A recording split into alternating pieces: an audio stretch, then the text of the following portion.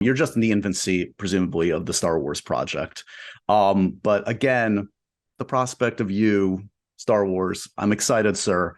You were more than dabbling. You were down a road at one point. Correct me if I'm wrong, on a Boba Fett film. Yes, like did that is that anything like what Mandalorian or Book of Boba Fett became, or was it a totally different kind of kettle of fish?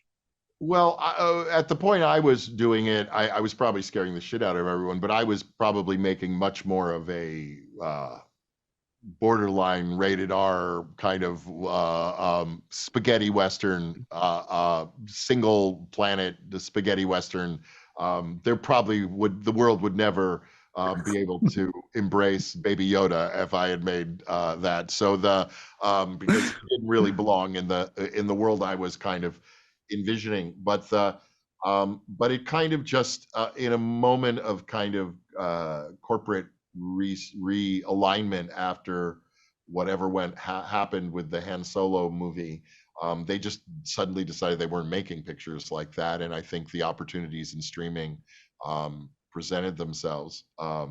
You've made my heart break a little bit just hearing about that, Jim. Just yeah, it was a beautiful period. I was just listening to Ennio Morricone all day, all night, and typing away. But the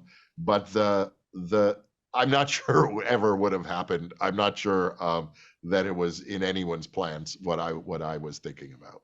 But now, okay, and again, I know we can't get into detail because it's a long road, but what you're planning is prior to everything we've ever seen in the Star Wars universe. So that gives you free reign, which again, woohoo! Yes, that is not even, when I talk to some of the the Star Wars clerics who keep track of all these timelines, I was like, so when would this have happened?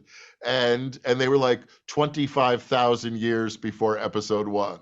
And I was like, oh, I was looking for some distance, but that's distance. If we have to go back that far, we'll do it. If that gives me what I need. I'll do it. I might find Charlton Heston in an abandoned subway station with some apes, but I'll do it. We do know that this is about basically the dawn of the Force, the discovery of the Force. I mean, am I going to hear the word Jedi or midi-chlorian in your movie?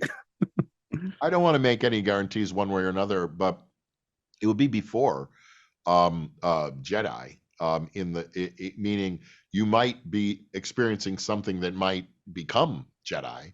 Got it. Despite the fact other people make movies other ways, I don't tend to think people brand themselves before they've actually found themselves. So you don't come up a name for your organization because let's call it the Force. What I just experienced. And then let's put this big thing on our chest.